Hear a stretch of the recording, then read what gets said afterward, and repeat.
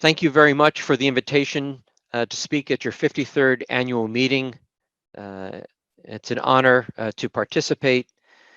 This talk is first time anterior glenohumeral dislocation. Is surgery supported? I'll talk about my approach today and highlight some techniques.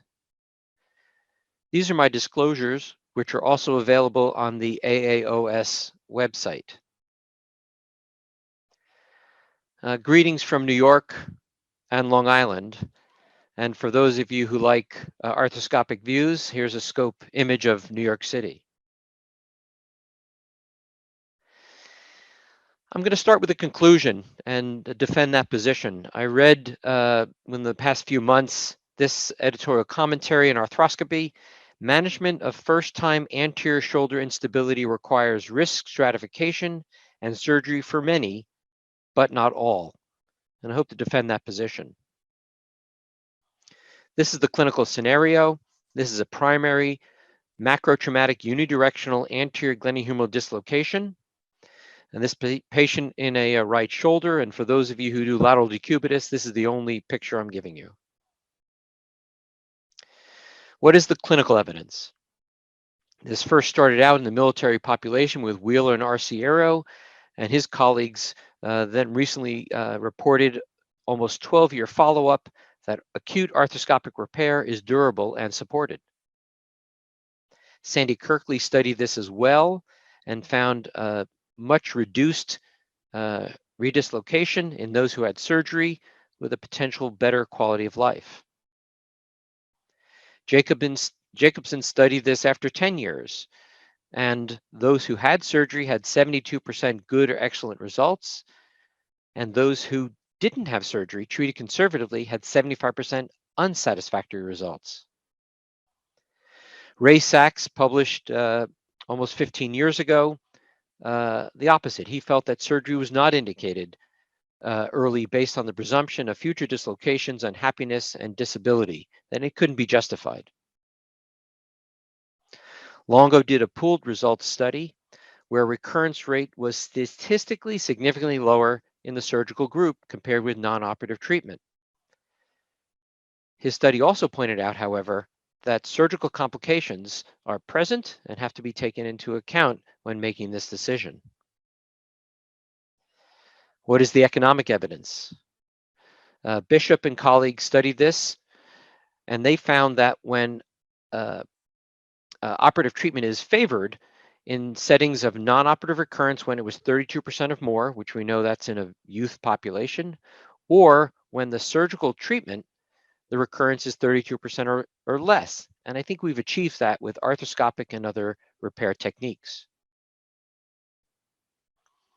Kroll used a Markov model, and they studied a couple of different age groups and found that acute arthroscopic Bankart repair was cost-effective in all patients age 15 and male patients 25 or younger.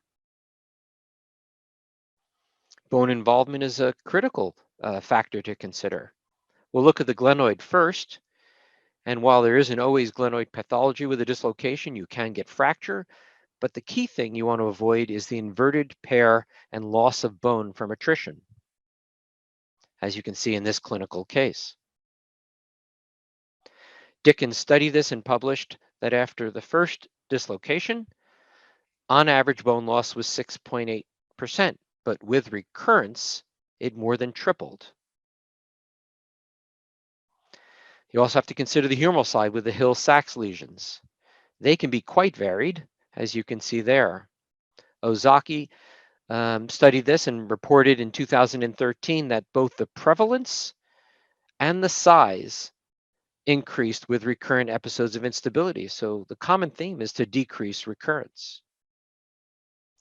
What you want to avoid in this right shoulder are these types of findings.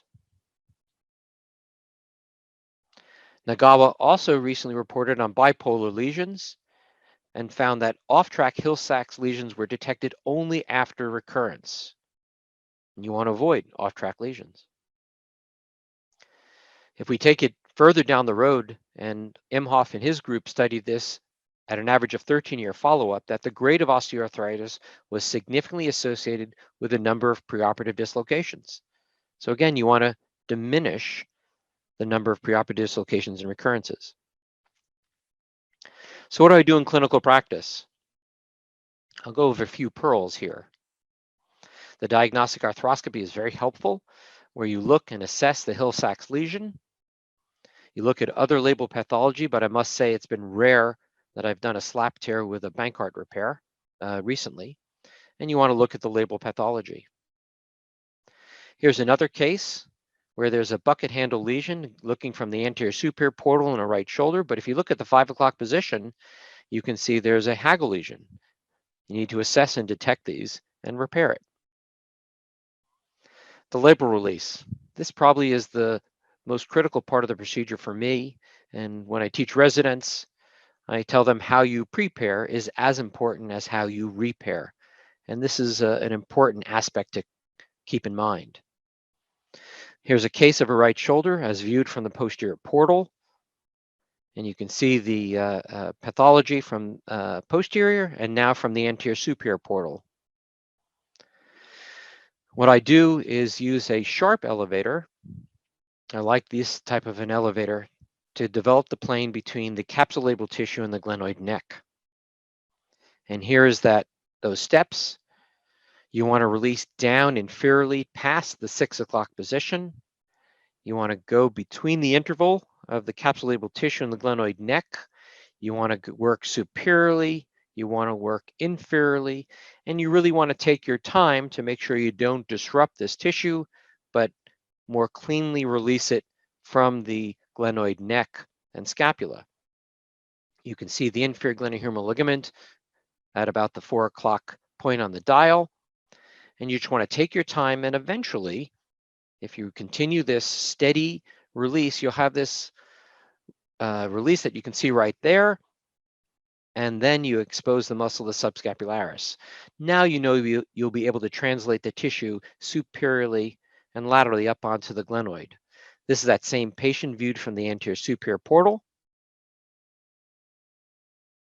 And now the tissue can be brought up onto the rim well, as you can see here in the video, with good tension on the IGHL.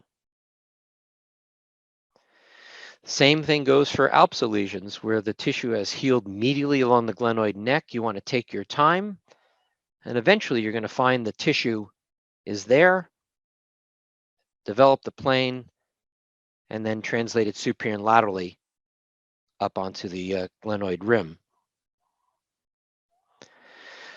Often there's a fleck of bone. I like to keep that because bone-to-bone healing, I think, is very effective. But also you have to denude the glenoid neck, remove the soft tissue, as you can see here, and now the bone is exposed better for better healing. Anchor placement. For me, it starts with the drill. I don't like metal inside metal, and this is one system that allows for a plastic sleeve as you drill, and it also centers the hole. And now with all suture anchors, you can have angled guides more readily available. Here's a 25-degree guide inferiorly on the glenoid, and now a straight guide. You can't get the same positioning right on the rim, and you don't want to skive off. So I do like the 25-degree angle guides that are now available. Here on your left is a case from over 15 years ago. I tend to place at that time onto the glenoid the inferior anchor. I now am more at the rim. I use a retrograde shuttling technique, which has been my practice since I started. I'll translate the tissue. I'll pass the suture through the tissue from a more inferior position, which will allow me to translate the capsulabral tissue up onto the rim when I tie it. And suture tying is also important to keep a couple things in mind.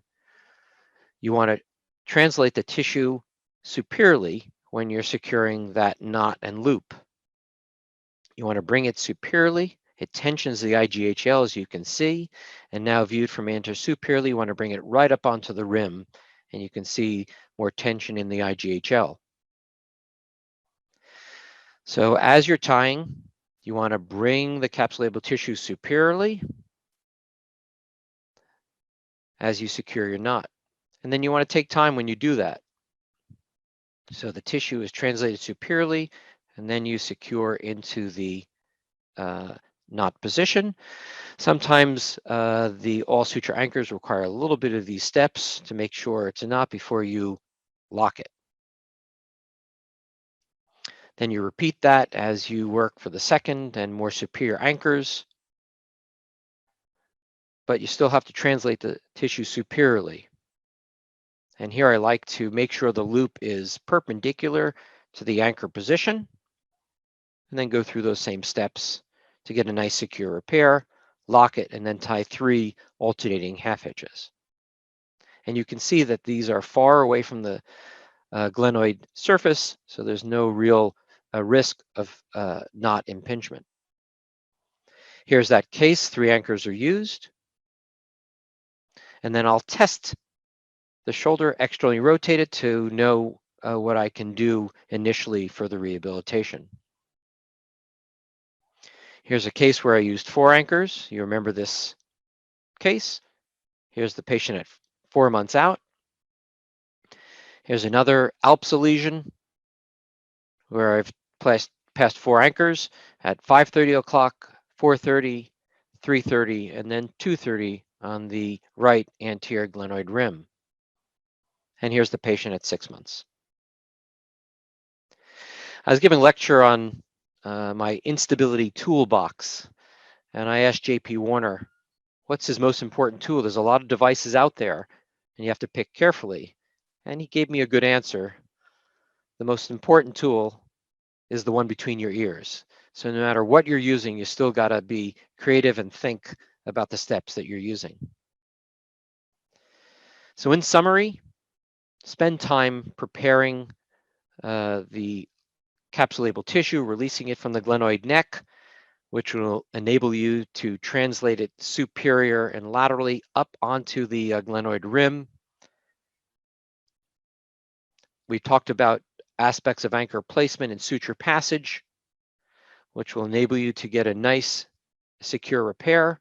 Make sure that you reduce the tissue superior before you tie your knot, or even with a knotless technique, you still have to do the same thing.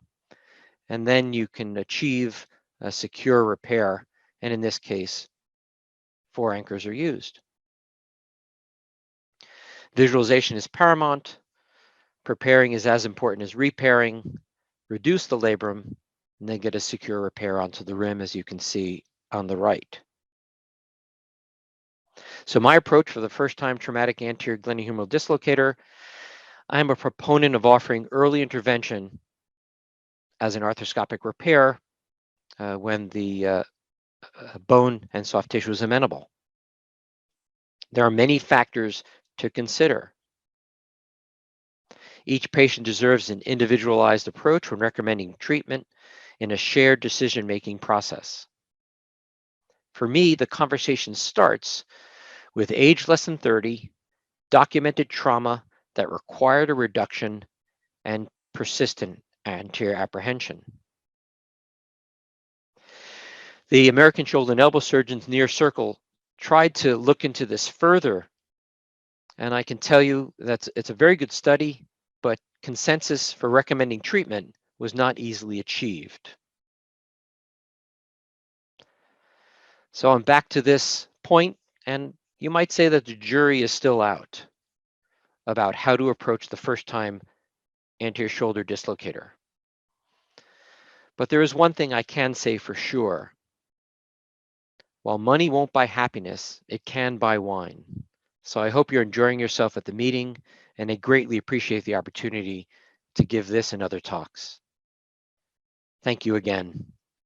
Take care and stay healthy.